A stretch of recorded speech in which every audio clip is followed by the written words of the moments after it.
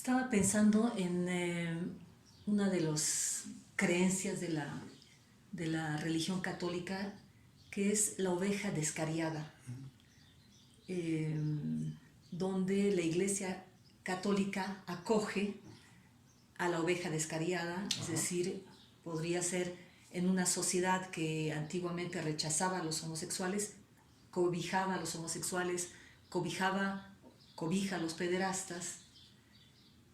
¿No es esto una contradicción, por un lado, de tener que cobijarlos, aceptarlos, porque forma parte de su ideología, y por otro lado, también es un encubrimiento porque lo niegan? ¿Cómo funciona esto tan complejo? Bueno, mira, aquí es interesante, los casos de la homosexualidad y los casos de la pederastia los tiene diferenciados la Iglesia, y el acogimiento es diferente. El caso de la homosexualidad, tú tienes el texto de Ratzinger de 1987, que recoge textos previos, pero que lo teoriza, entre comillas, muy bien, y dice, fíjate el razonamiento tan increíble y tan obturante. El homosexual tiene una naturaleza objetivamente desordenada. A. Segundo, si el homosexual pasa al acto, hace actos contra natura objetivamente desordenados. Tercero, por lo tanto, nosotros vamos a acompañar al homosexual a una vida de renuncias para que no pase a actos objetivamente desordenados. Cuarto, hay de aquellos que ataquen a los homosexuales porque nosotros los vamos a defender. Provocan la homofobia y al mismo tiempo con buena conciencia le dan la vuelta y dicen nosotros vamos a proteger a los homosexuales. Fíjate la distorsión. No los vamos a recibir en el clero porque tienen una naturaleza objetivamente desordenada. Oiga, pero yo quiero tener vocación con ustedes. Usted dice que son célibes y castos. ¿Por qué no me reciben si yo me comprometo, como los heterosexuales dice que se comprometen, a ser célibes y castos en el sacerdocio? No, porque la tienes objetivamente desordenada. No puedes entrar. Y hasta hay un chiste que salió en el Times hace tiempo, donde Ratzinger, después de todo este planteamiento, ya como papa, dice: cero tolerancia a la homosexualidad, no aceptaremos ningún homosexual dentro. Y entonces la sala se empieza a vaciar. Y entonces Ratzinger dice: a partir de este momento dije, no de antes, no se salgan. Ese chiste habla de la profunda hipocresía y contradicción. En cambio, el acogimiento del pederasta es de otra manera. Como es la parte más violenta y más asimétrica de la sexualidad, y reconocerla en el clero sería realmente el tiro de gracia. Esos hay que protegerlos al máximo. Y ahí viene, volviendo a la homosexualidad, la famosa frase que emitió Francisco el jesuita, con los que yo me formé, en el avión que venía de Buenos Aires de Brasil hacia Roma, cuando le preguntaron sobre un sacerdote homosexual que estaba en el Banco del Vaticano. Y entonces dijo: bueno, se habla de cosas de él, pero son cosas del pasado. Pero además, si un homosexual busca a Dios con toda sinceridad, ¿quién soy yo para juzgarlo? Muy bien, ¿quién es usted para juzgarlo? El presidente Hollande de Francia le dice: ahí le va mi embajador francés para el Vaticano, que es homosexual. Nunca lo recibieron, porque era homosexual. ¿Quién soy yo para juzgar? Sharamasa, un teólogo que estaba en la Universidad Gregoriana de los Jesuitas, y nada menos que en la sede de la Sagrada Congregación de la Fe, que antes era el Santo Oficio, donde estaba Ratzinger, un día antes de la reunión para la familia del 2015, dice: dejémonos de hipocresías, yo soy homosexual, aquí está mi pareja, y la Sagrada Congregación de la Fe y otro lado está llena de homosexuales como yo. Abramos las cartas. No pasaron ni 2 horas que lo corrieron de la Gregoriana y de la Sagrada Congregación de la Fe. ¿Quién soy yo para juzgar a un homosexual? Entonces, todo el rato está en una situación insostenible. Insostenible. Sí, porque es tratar de sostener algo que ya no se puede sostener. Es decir, cuando hay una estructura rota. Que ya se fisuró, que ya se desfondó, más bien. Ni siquiera se fisuró, se desfondó. Pero muchos no terminan de enterarse. Y esto sigue como una inercia. Por esto de la desmentida. Sí, por eso de las mentiras, ya lo sé. Y además, tú dijiste algo que es muy importante. La iglesia, como tiene el perdón por delante, entonces antes de la justicia suelta el perdón y tiene la confesión, y en última instancia, ¿quién soy yo para juzgarlos? Que los juzgue el Señor. Entonces siempre la misericordia y el perdón.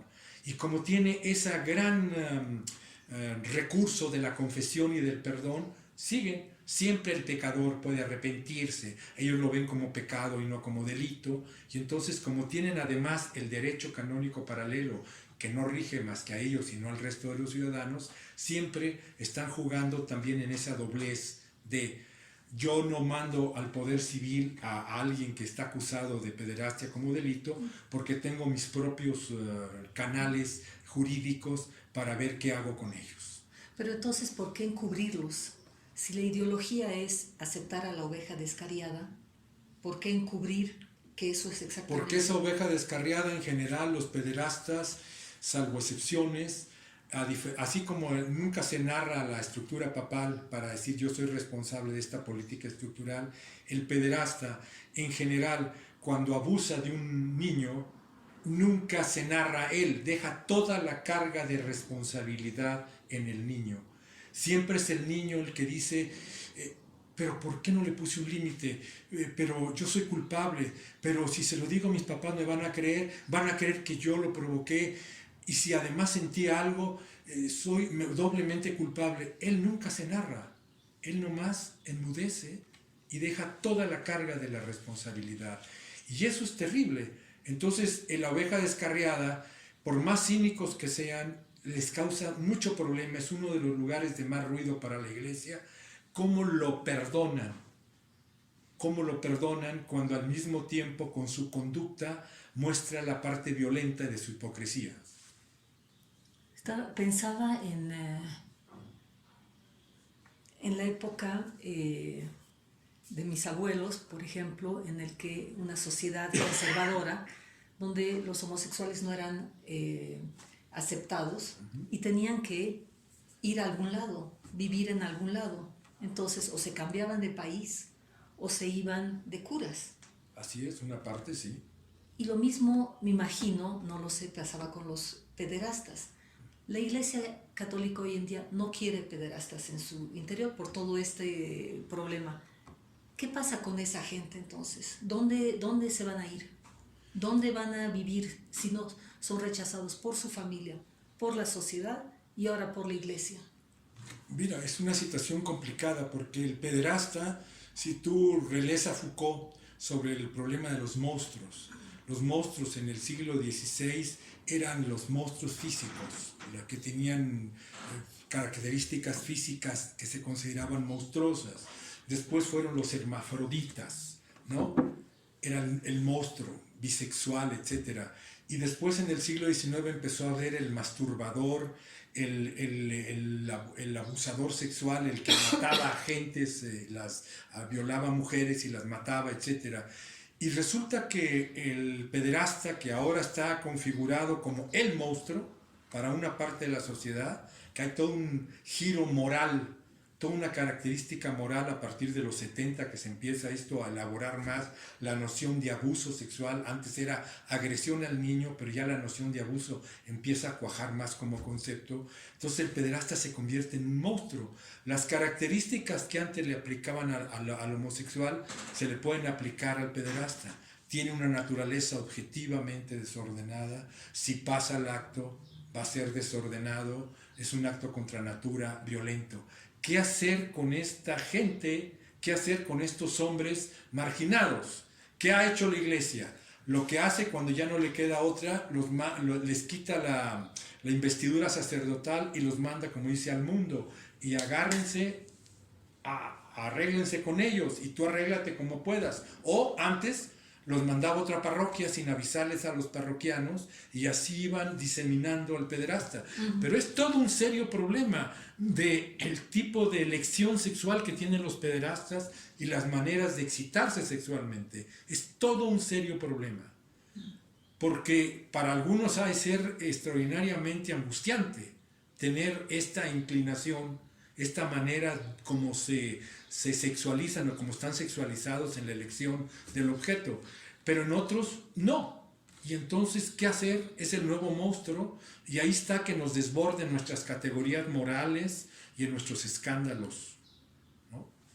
Pero tenemos un serio problema. En general, un pederasta no va con un psicoanalista, si te has fijado. Muy rara vez, al menos que esté muy problematizado, porque de pronto es el papá de un niño y entonces se siente pésimo porque abusó de su hijo o de su hija, pero en general casi nunca van por eso a un tratamiento, entonces quedan como sesgados, ¿no? Hablando de problematizar, tenemos un serio problema, violento. Violento por irresuelto, ¿no? Por irresuelto, porque ¿cómo resolverlo?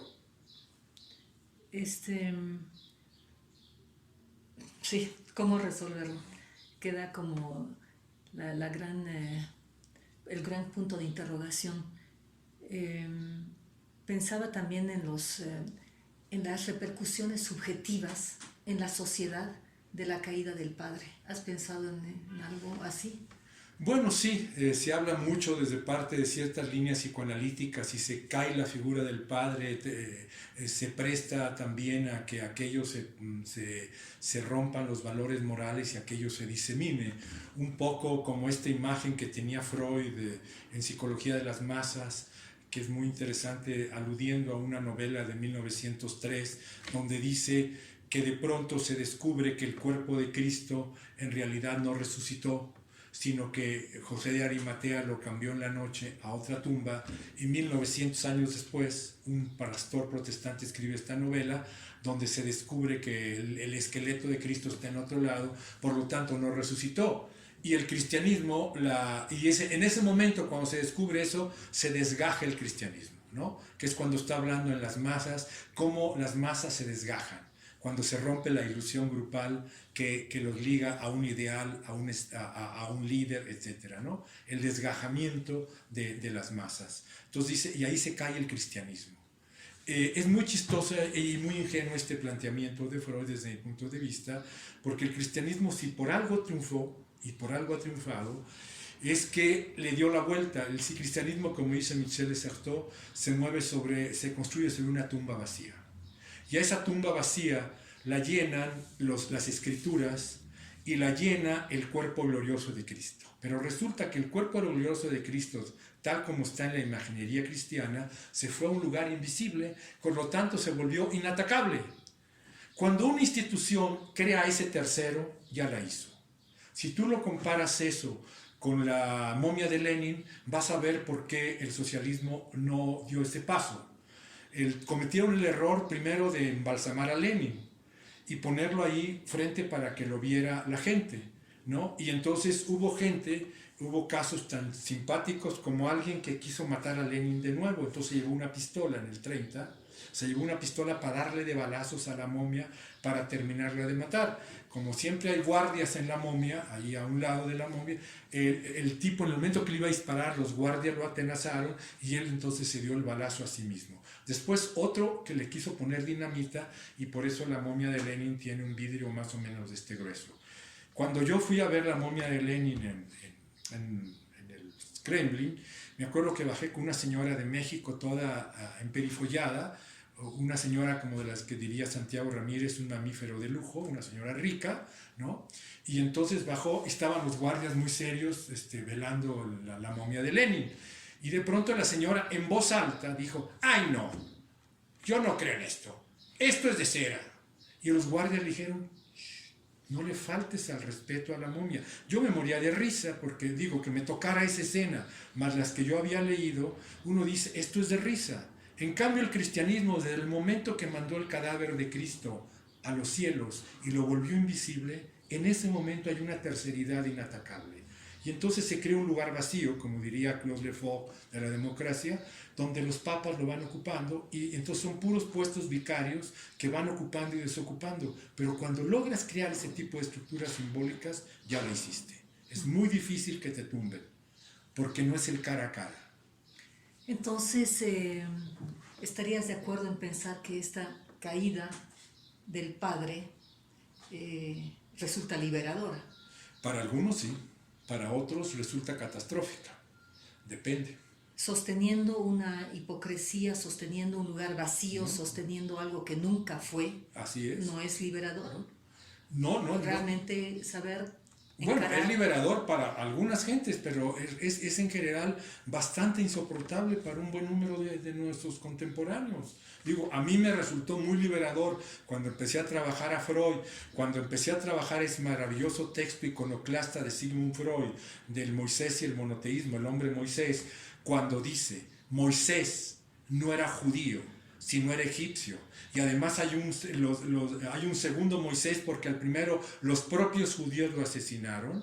Ese texto iconoclasta, que no tiene prueba histórica, pero que desde el punto de vista heurístico es fundamental para reventar cualquier concepción de identidad, estaba dedicado a los judíos, a su propia gente, y estaba dedicado a los nazis en ese momento. Le estaba diciendo a los nazis, ¿ustedes creen que los judíos somos una raza homogénea? Véanse, nuestro padre supuestamente, el que nos guió por el desierto hacia la tierra prometida, en realidad era egipcio. Y además nosotros lo matamos. Y hay un segundo Moisés que cubre al primero, lo cual lleva a Michel Certeau a decir, la identidad nunca es una, sino dos o tres. El análisis freudiano de la identidad iconoclasta me parece fundamental. Para los que leemos esto y además tratamos de hacerlo nuestro, es liberador. Para otras gentes es simplemente un ataque frontal. Piensa en Cataluña, piensa en Irlanda, piensa en Trump, todos los que proponen la supremacía blanca, la Cataluña pura, los nazis. Estoy pensando más en los efectos subjetivos que puede llegar a tener, que ya tiene y que puede y va a seguir llegando a tener.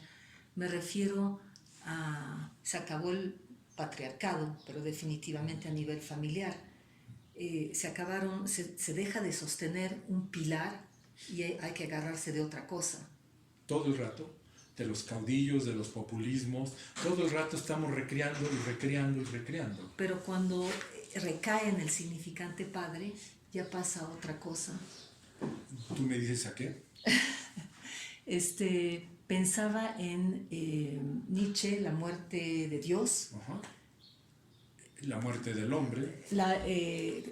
A continuación, la caída de la iglesia, los derechos de los niños, 1989, y ahora la caída de la iglesia. ¿No es un efecto dominó?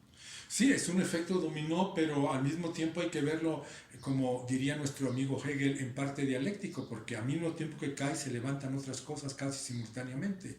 Cuando decíamos se cayó el comunismo, ¿no? Se disolvió el comunismo, ¿qué vino inmediatamente? Los nacionalismos. Inmediatamente vinieron no diría el retorno, porque estaba ahí, pero la reafirmación de elementos religiosos al máximo, y tenemos una profusión de grupos religiosos y de grupos políticos y populistas como pocas veces. Entonces, cuando algo se cae, inmediatamente hay que decir que se levanta.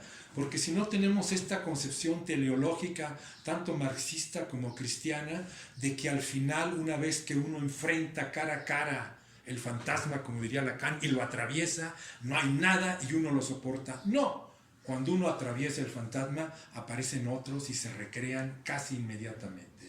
Que vuelvo a Chesterton, cuando alguien deja de querer en algo, está dispuesto a querer en no importa qué, pero lo insoportable en general es sostenerse en decir, no hay nada. Las utopías en general llevan a totalitarismos y a cosas muy terribles, pero no hay que eliminar las utopías, nomás hay que ser más cautos diciendo, yo si miro utópicamente tengo que aceptar, como diría Paul Virilio, toda tecnología inventa su accidente.